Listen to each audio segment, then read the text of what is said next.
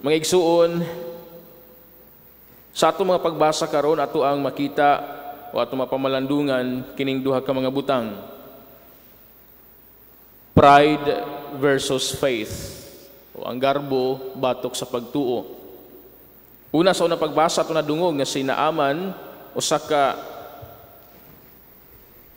commander, dakong posisyon sa katilingban, isog, mayong mudala sa mga tao, apan masakiton, adunay sakit nga sanla. Nadiin-diin sa pag-adto, aron sa pagpatambal, aron mamaayo sa siyang sakit. Hangtod nga naabot siya kang propeta Eliseo.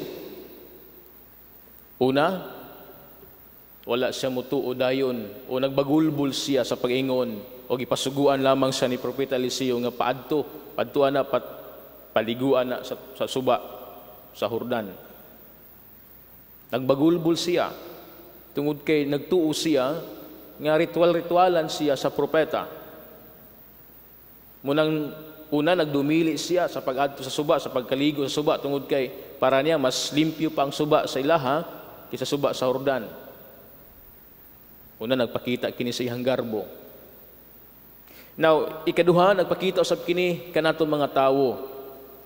Diya sa tuwang tagsatag sa kinabuhi, kung kita masakit, sama kang Naaman, magdiin-diin tag adto. Ang uban kanato, maadto sa doktor. Kung wala gani finding sa doktor, maadtog mananambal. Bisag kinsang mananambal to adtuon. Gani doon ako'y nailhan nga dusi ka mananambal ang giadto. Nagkalalang mananambal ang giadto aron ang maayos yang sakit. Unya kay dili man gyud maayo sa manambal, last sort mao ang simbahan. Last sort mao ang Ginoo. Pero wa na, nagtinga na. So mo ni ang nahitabo ni Naaman, nadindin sa adto aron sa pagpatambal o sa katapusan ang propeta sa Ginoo maoy misugo kaniya lakaw adto sa suba sa Jordan, kaligo didto. Apan una nagpakita sa garbo si Naaman. Apan sa katapusan iyang gituman ang sugo sa propeta ug iyang natagamtam ang kaayuhan sa iyang sakit nga sanla. Ang iyang panit mibalik sa pagkabata. Now dinhi ato makita nga ang Dios gamhanan gayud. Ang Dios makaayo gayud. Dili lamang physical kundi spiritual. Si Naaman naayo siya not only physical pero naayo sab siya sa iyang espirituhanon nga kinabuhi. Naayo sab sa siyang kalag. Diya sa paingon, karon mituon ako nga walay laing Dios sa tibuok kalibutan gawas sa Dios sa Israel.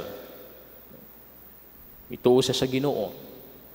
So mga igsuon, ang pagtuo maoy yabi sa tuang kaluwasan. Ang pagtuo maoy yabi sa tuang kaayuhan, hingpit nga kaayuhan. Diya sa Ebanghelyo ato nadungog nga si Jesus gitaral sa mga tawo sa sinaguga. Kay aron siya ihulog dito sa pangpang. Sa may hinungdan nga nung gitaral siya. Tungod kay ang mga tao dito sa Nazareth, wala mutuo kaniya. O ilang ipatigbabaw ang ilang garbo. Si Jesus, naanaunta sila tubangan. Ang Ginoo, naanaunta nakiguban kanila. Ang Ginoo, nagsulti na unta sa kamatuuran. Naunta ang kaayuhan kanila. Apan nagpabilin sila, nabutaan sila sa ilahang garbo. Wala silang mutuo kang Jesus. Kay taga Nazaret man usab sa Jesus.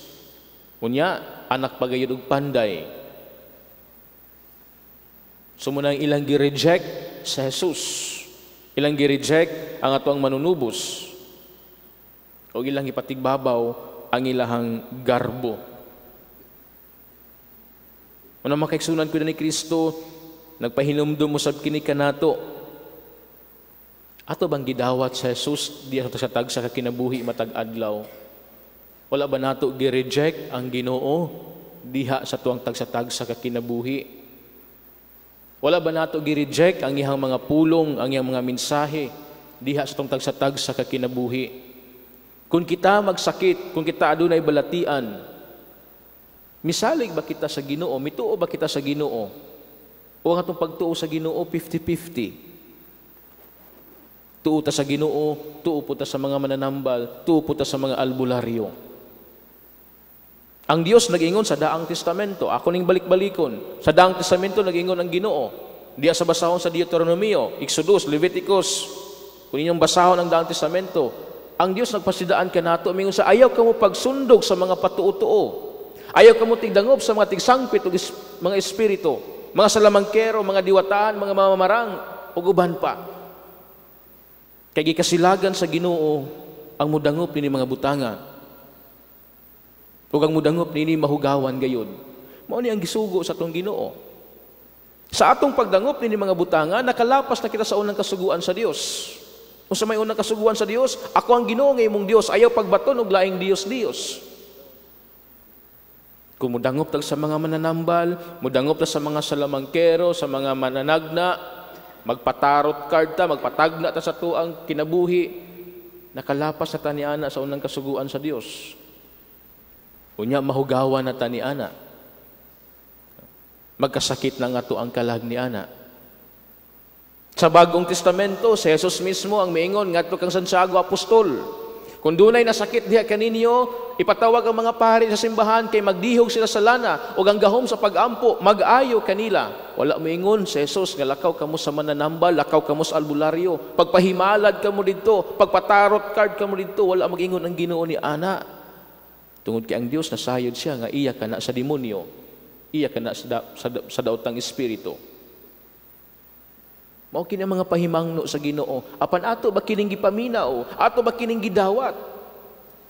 O ato lamang gi-reject kini mga pulong, mga mensahe sa Ginoo diha sa tag sa kakinabuhi? Unya ra ba atong rason? Wala may mawala na mo, Father, kung mutuo mo ni ana. Walay mawala, sure mong walay mawala. Unang nawala ninyo mao ang proteksyon sa Ginoo. Ikaduha, mao ang pagtuo sa Ginoo. Giproteksyonan nata sa Ginoo, siyang grasya o gugma.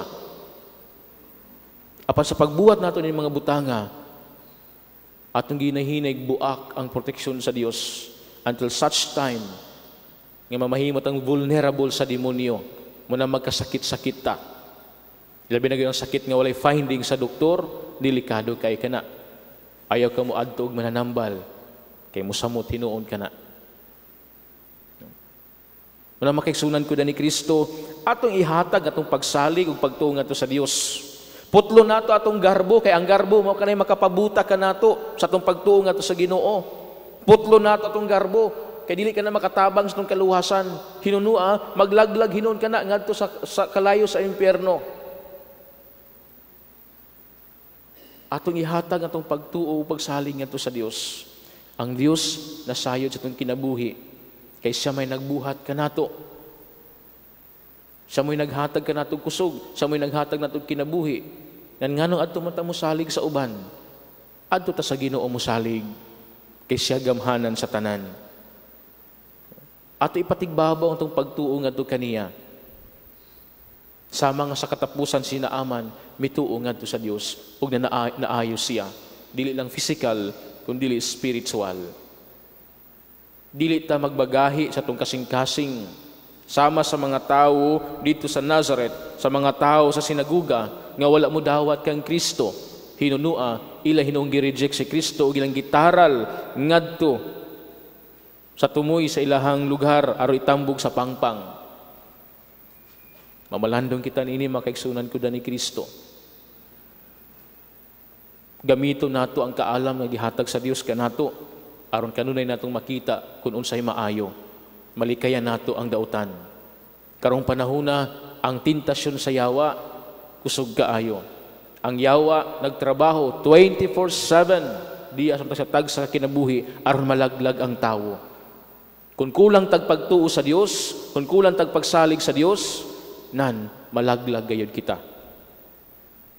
May tumpawak gayud kita ngadto sa kaalautan. Apan kung aduna kita dakong pagsalig ngadto sa Ginoo, mamaayo gayud kita sa atong mga balatian, dili lamang lawas, kundili pati na ang atong kalag. Munang mangayo kita sa panabang sa mga santos, kay mga santos nagpakita nato niini mga maayong panigingnan, ang ilang pagtuo ngadto sa Dios, ang ilang dakong pagtuo pagsalig ngadto sa Ginoo, maoy nakahatag ni kanilang korona sa pagkasantos. Maoy naghatod kanila ngadto sa gingharian sa langit. Munang mangayo kita silang panabang, ilabing nagayod sa panabang sa atong kaugalingong santos. Sila ni Pedro Calungsod o ni San Lorenzo Ruiz.